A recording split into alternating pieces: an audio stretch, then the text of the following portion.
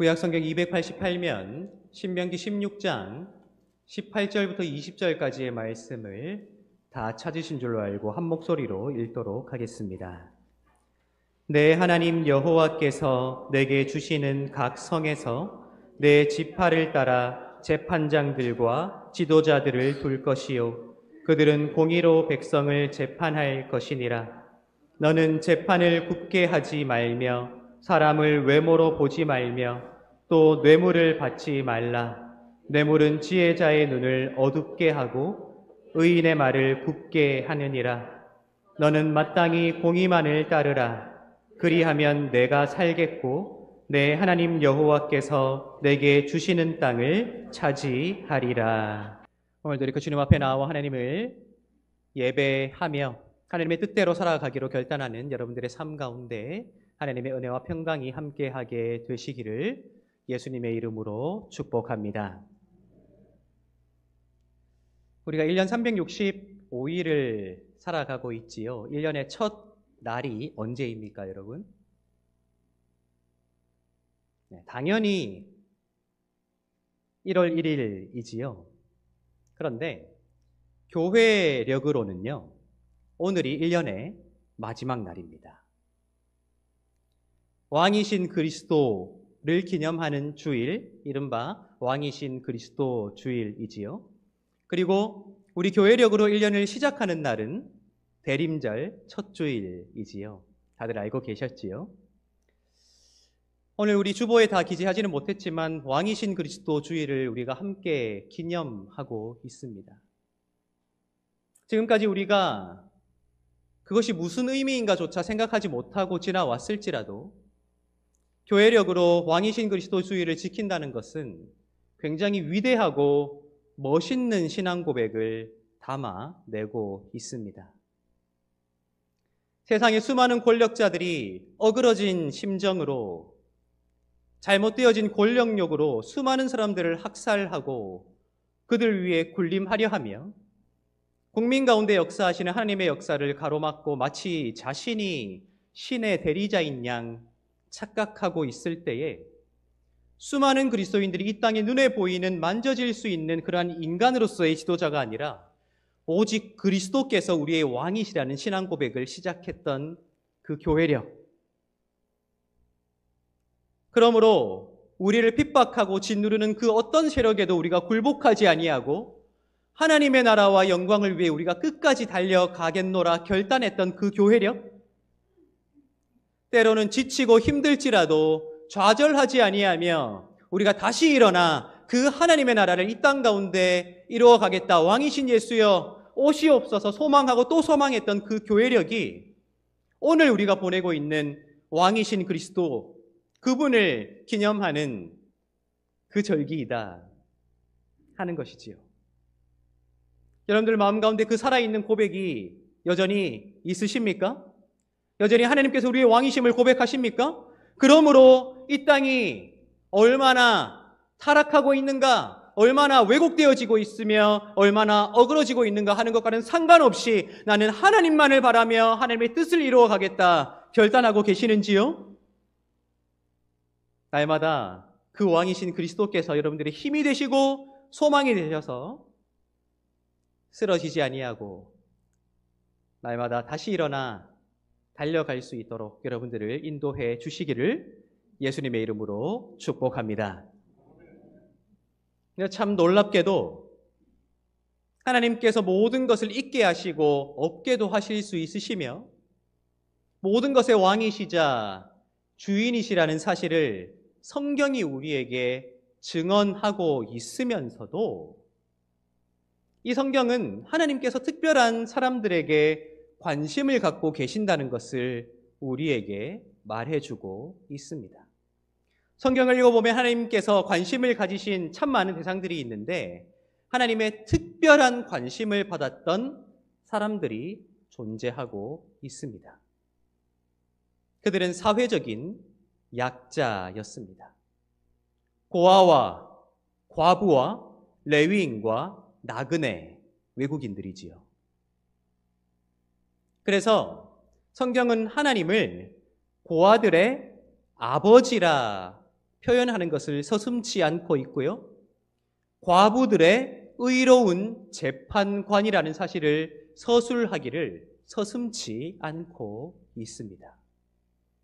하나님께서 관심 가지시되 특별한 관심을 가지신 대상이 바로 고아와 과부라는 상징적인 단어들이 나타내고 있는 사회적인 약자였다 하는 것입니다.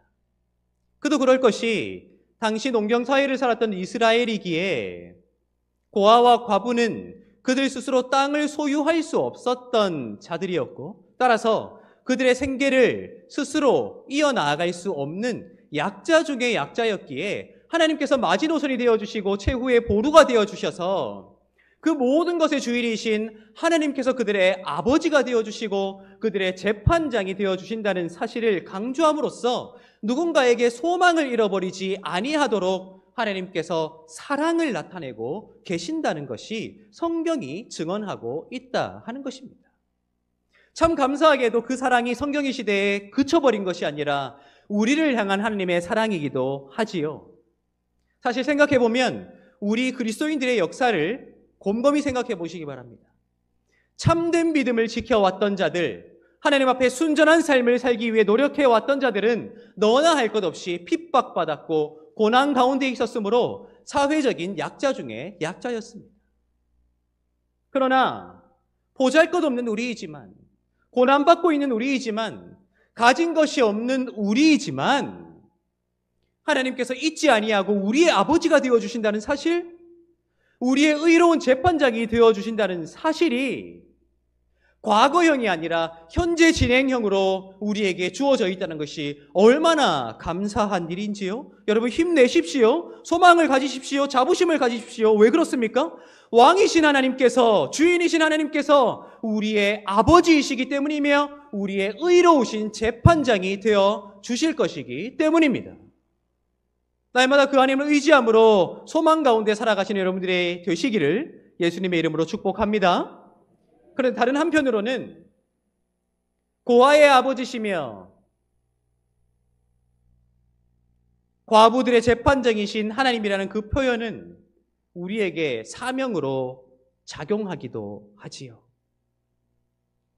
하나님의 그 사랑이, 하나님의 그 은혜가 우리에게 부어진 바 되었다면 그 사랑과 은혜를 먼저 누린 우리가 우리의 마음을 누구에게로 흘려보내야 할 것인가 하는 방향이 설정되어지기 때문입니다. 하나님이 그러하셨듯, 하나님이 먼저 보여주셨듯 연약하고 보잘것없는 우리를 향한 사랑을 우리가 먼저 경험하였듯 우리의 마음도, 우리의 감정도, 우리의 사랑도 우리가 먼저 받아 누린 그 은혜도 누구를 향해야 할까요? 이 땅 가운데 여전히 외로운 자들, 힘이 없는 자들, 연약한 자들, 가난한 자들을 향해 있어야 한다는 우리의 사명으로 작용하고 있다 하는 것입니다.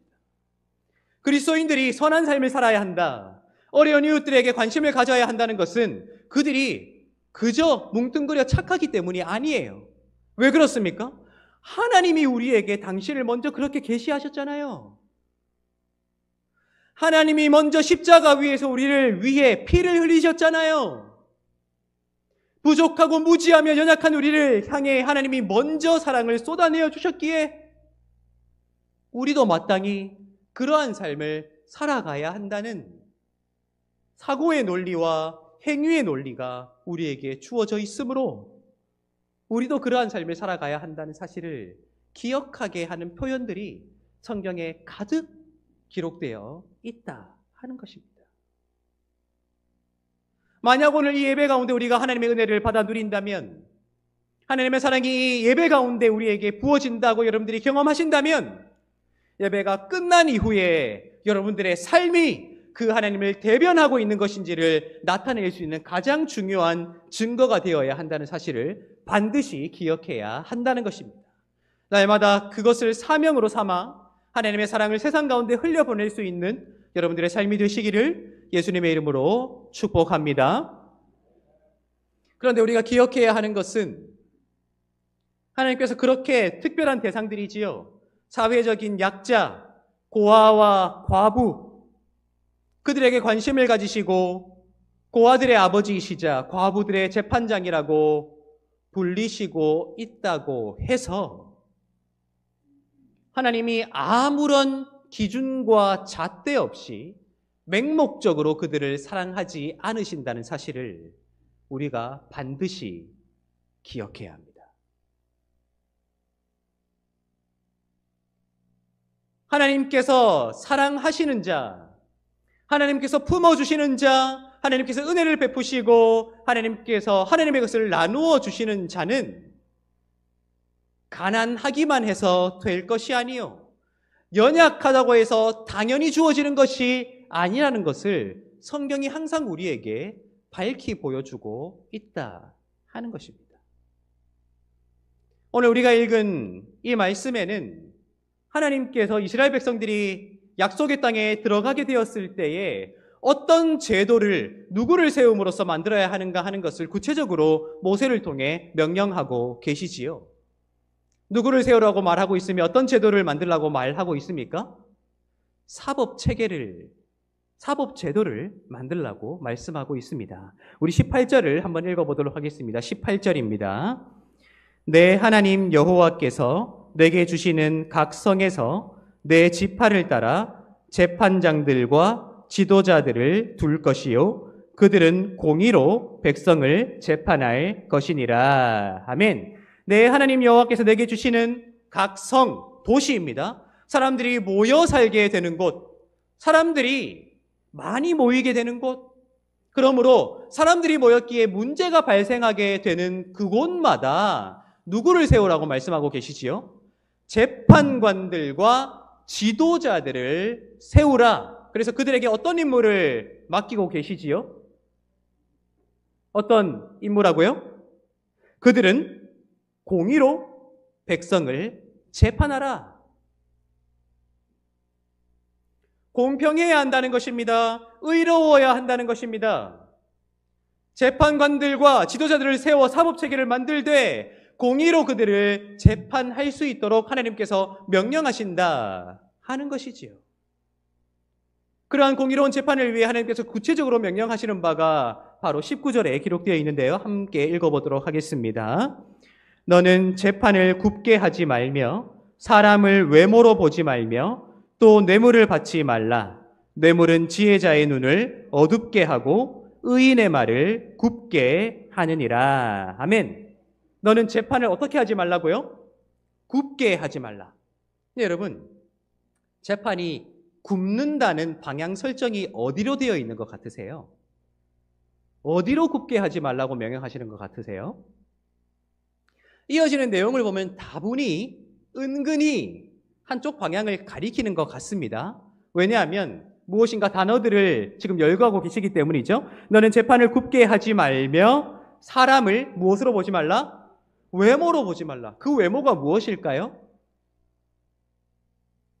예쁘고 잘생긴 것. 사실 근데 예쁘고 잘생긴 것은 굉장히 중요해요. 왠지 아세요?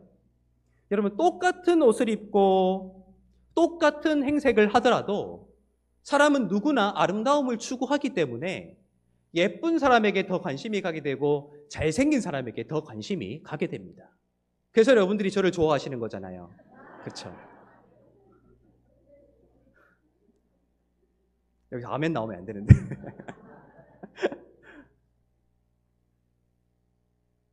맞아요. 근데 살아보니 누가 더 그 아름다움을 오래 유지할 가능성이 높아요? 누가요? 돈이 많은 사람들. 그래서 피부에 온갖 것들 다 바를 수 있는 사람들이 그 아름다움을 더 오래 유지할 가능성이 높아요. 그런데 성경에서 말하는 외모는 그러한 외모만은 아니겠지요. 그가 무엇을 입고 있는가, 얼마나 아름다운 실크로 이루어진 옷인가, 얼마나 반짝거리는 금 목걸이를 하고 있는가, 얼마나 왕방울만한 다이아가 박힌 반지를 하고 있는가 하는 그의 재력을 나타낼 수 있는 그러한 외적인 요인들을 보지 말라고 말씀하시는 것이 아닐까요? 그리고 또 무엇을 하지 말라고 말씀하시죠? 또 뇌물을 받지 말라. 여러분 누가 뇌물을 재판장에게 갖다 줄 가능성이 높아 보이세요? 가난한 사람이겠습니까? 부자겠습니까? 부자죠. 조금 더 부유한 사람이 재판장을 불러서 우리 소고기 한번 구워 먹읍시다 할 가능성이 높지요. 조금 더 부자인 사람들이 재판관의 마음을 현혹할 수 있는 선물 공세를 할 가능성이 굉장히 높지요. 따라서 오늘 이 말씀은 다분히 명확하게 명시는 하지 않지만 외모를 보지 말라, 또한 뇌물을 받지 말라 함으로써 재판이 어느 방향으로 굽지 말아야 하는가 하는 방향을 제시하고 있는 것이 아닐까 하는 생각을 해보게 될 수밖에 없는 것이죠.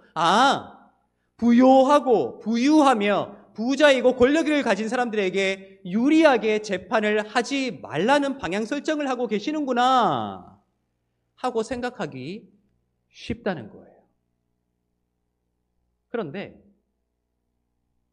우리가 기억해야 하는 것은 우리가 가진 성경의 순서상 또 그 흐름상 오늘 우리가 읽은 이 신명기는 모세가 시내산에서 이스라엘 백성들에게 선포했던 이른바 언약 법전을 다시 한번 반복하고 있는 내용임을 기억하는 것이 중요해요. 다시 한번 선포하는 내용이거든요. 그러면 처음에 선포했을 때는 이 내용이 어떻게 선포되었을까 하는 것을 살펴보는 것이 중요하겠죠. 우리 출애굽기 23장 한번 펴보면 좋겠습니다. 출애굽기 23장입니다.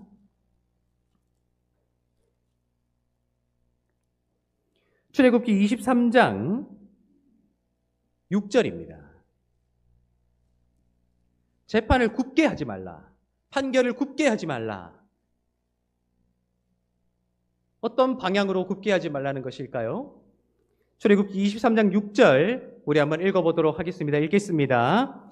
너는 가난한 자의 송사라고 정의를 굽게 하지 말며 라고 되어 있어요. 누구의 송사라고 굽게 하지 말라고요? 가난한 자의 송사라고 굽게 하지 말라 하는 것입니다. 여러분 지금 이제 감이 오세요? 하나님께서 재판을 굽게 하지 말라는 방향 설정을 부자에게 유리하게 하지 말라, 가난한 자에게 유리하게 하지 말라 명확하게 언급하지 않으신 이유는 어느 쪽으로도 그 판결이 굽어서는 안 되기 때문이에요.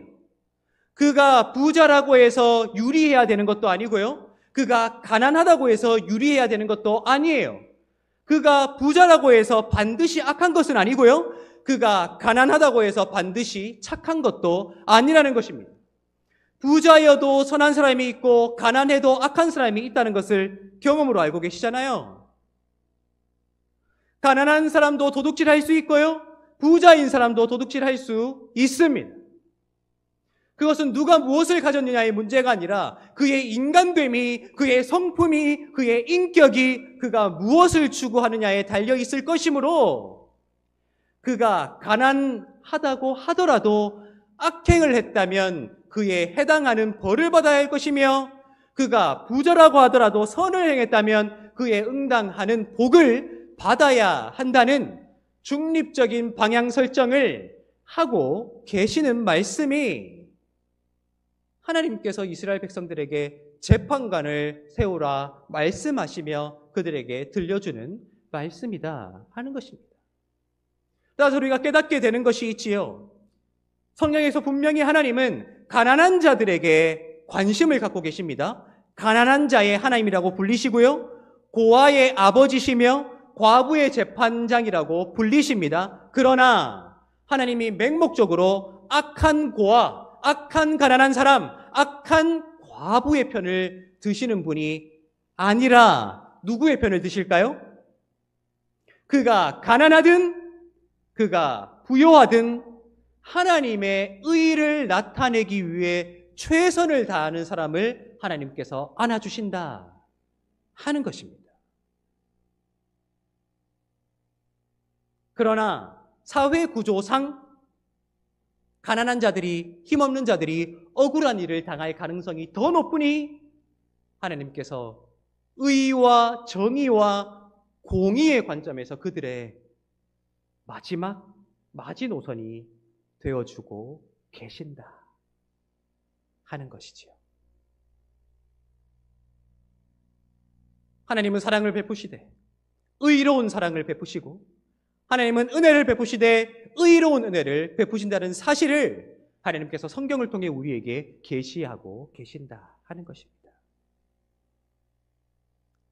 여러분, 신앙생활을 하며 때로는 신앙의 연수가 쌓일수록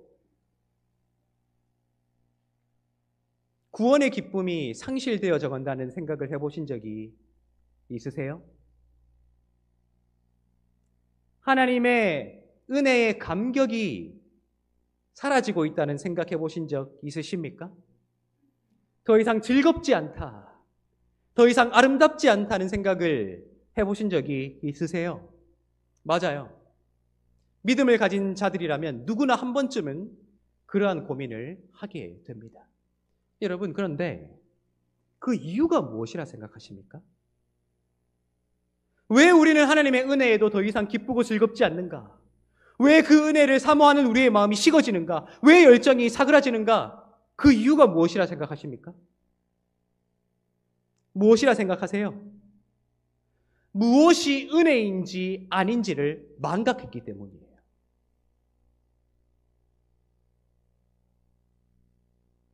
하나님은 은혜를 베푸시지요. 하나님은 사랑을 베푸시지요. 기억해야 하는 것은 의로운 사랑을 베푸시며 의로운 은혜를 베푸시는 분이시라는 사실을 우리가 반드시 기억해야지만 하나님의 은혜를 은혜로 바라볼 수 있는 것이죠. 왜요? 하나님의 의, 하나님의 정의, 하나님의 공의로움의 관점에서 나는 결코 의로울 수 없는 존재이기에 나 스스로는 이룰 수 없는 그 의를, 그 공의로움을 누구를 통해 이루신 것입니까? 예수를, 독생자를 십자가에 못 박는 것으로 이루어 주신 그 하나님의 은혜. 내가 공의롭지 못하다, 내가 의롭지 못하는 명확한 의식이 나에게 있을 때 비로소 그 은혜가 은혜로 여겨질 수 있으며 그 은혜가 나에게 구원의 기쁨으로 여겨질 수 있지요. 그런데 언제부터인가? 우리는 하나님의 은혜를 입에 담습니다. 하나님의 사랑을 입에 담습니다. 그러나 기준 없는 은혜와 사랑을 우리 입에 담기에 더 이상 그 은혜와 사랑이 나에게 달갑지 않은 거예요. 뭉뚱그려진 거예요. 추상적인 거예요. 아무 내용이 없는 거예요. 이미 수십 년 전부터 신학자들이 말해온 바 값싼 은혜가 우리의 입에 담길 뿐이지요.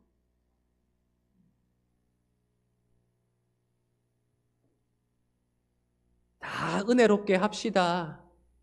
여러분, 그런 말 쉽게 하지 마십시오. 뭐가 은혜로운 것입니까? 이의제기 없고 불만 없고 불평 없는 거, 그저 그렇게 고요한 게 은혜로운 것입니까? 아니에요. 우리가 손쉽게 입에 담는 그 은혜는 명확한 기준이 있어요. 의로워야 된다는 거예요. 옳아야 된다는 거예요. 선해야 된다는 것입니다. 선과 악의 기준도 없이, 옳고 그름의 기준도 없이 은혜롭게 합시다. 은혜로운 게 아닙니다. 은혜를 값싼 것으로 만드는 행동이지요. 좋은 게 좋다고 좋게 갑시다. 맞아요. 진짜 좋은 게 좋은 겁니다. 그런데 그냥 불평 없이, 문제제기 없이 조용하게 지나가자는 의미로 좋게 갑시다. 뭐가 좋아요? 안 좋은데. 선해야 좋은 것이고요. 옳아야 좋은 것이에요.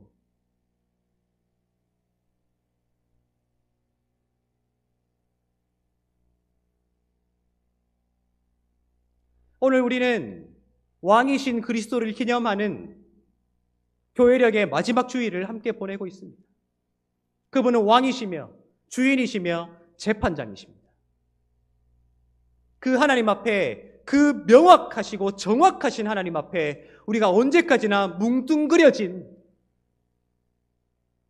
그래서 입에 발린 은혜와 사랑이라는 단어로 그분 앞에 세워질 수 없습니다. 우리는 하나님의 백성이라 스스로를 자처하는 순간부터, 하나님의 자녀가 되었다고 고백하는 순간부터 그저 좋은 게 좋다고 어화둥둥 좋다 하는 사람들이 아니라 무엇이 옳은가 그른가를 명확하게 할 수 있는 사람, 선과 악이 무엇인가, 무엇이 하나님의 공의로움과 의로움을 나타내는 것인가 하는 것을 명확하게 분별해야만 하는 책임을 가진 자로 세워지게 된다는 사실을 반드시 기억하십시오. 그래서 세상에 나아가 우리 그리스도인들이 그러한 역할들을 감당해낼 수 있어야 한다는 것이죠. 여러분, 세상을 보십시오. 온갖 구설과 하루에 눈만 떠도 이제는 시간 단위로 속보가 떠요. 누가 어쨌더니 저쨌다니. 대한민국 사법부를 신뢰하느냐는 질문에 국민의 절대 다수가 신뢰하지 못한다는 여론조사 결과가 있을 만큼 옳고 그름의 기준이 완전히 무너져 버렸어요.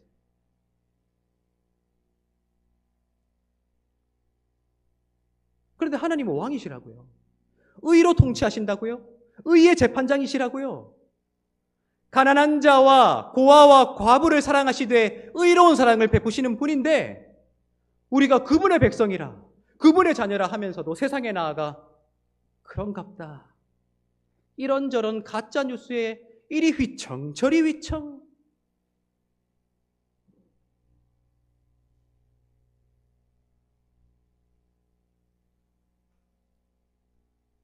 어쩌면 우리가 살아가는 이 시대는 더 없이 무너지고 있는지도 모르겠습니다.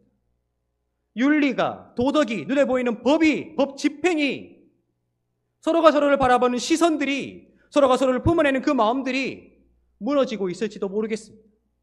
그러나 만약 하나님께서 의로운 사랑을 베푸시고 의로운 은혜를 베푸셔서 고아와 과부들의 마지노선이 되어주셨다면 무너지고 있는 세상 가운데 마지노선이 누가 되어야 되겠습니까? 그 하나님을 믿고 따르는 우리가 되어야 한다는 것이죠. 저는 우리 한사랑교회가 의로운 교회가 되길 원해요. 우리 한사랑교회가 정의롭고요, 공의를 하수같이, 강물같이 이 땅 가운데 흘려보낼 수 있는 교회가 될 수 있으면 좋겠어요. 사랑하되 의로운 사랑을 하고 은혜를 나누되 의로운 은혜를 나누며, 때로는 내가 잘못했을 때 책망받을 수 있는 교회, 때로 누군가 잘못했을 때 책망하여 바로 세울 수 있는 교회, 그렇게 함께 선을 향해 최선을 다하되 우리가 할 수 없는 것을 하나님께 겸허히 맡겨드릴 수 있는 교회, 그렇게 우리의 노력과 하나님의 행위가 만나 이 땅 가운데 놀라운 하나님의 나라를 구현해낼 수 있는 교회, 그 교회가 저는 우리 교회가 되면 좋겠단 말입니다. 앞뒤 좌우에 계신 분들에게 이렇게 한번 인사합시다. 나를 질책해 주세요. 한번 인사하도록 하겠습니다.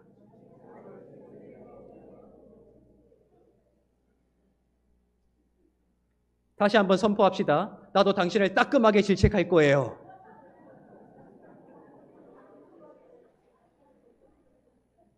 그러나 따뜻한 의로움, 사랑 가득 담긴 조언과 질책, 누군가 나를 질책할 때 나를 사랑해서 그런 것이라는 신뢰가 가득한 말들이 오고 갈 수 있으면 좋겠어요. 여러분, 엄마랑 같이 사는 거 쉽습니까? 어렵습니까? 어렵습니다. 너 왜 안 일어나냐? 왜 안 씻냐? 왜 양치를 그따위로 하냐? 언제 회사 가냐? 밥 먹어라 말어라, 골고루 먹어라.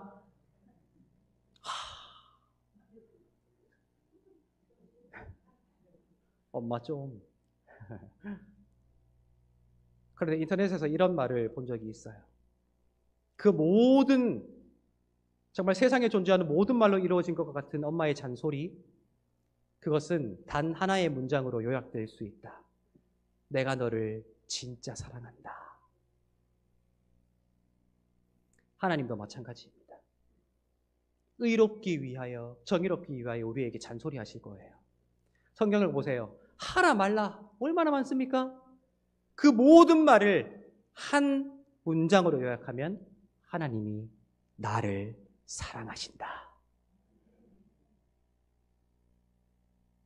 사랑하고 사랑받되, 은혜 받고 은혜 베풀되, 의로운 사랑과 의로운 은혜로 서로를 세워가며, 또한 이 땅 가운데 하나님의 의로운 사랑과 은혜를 나타내는 여러분들의 삶이 되시기를 예수님의 이름으로 축복합니다.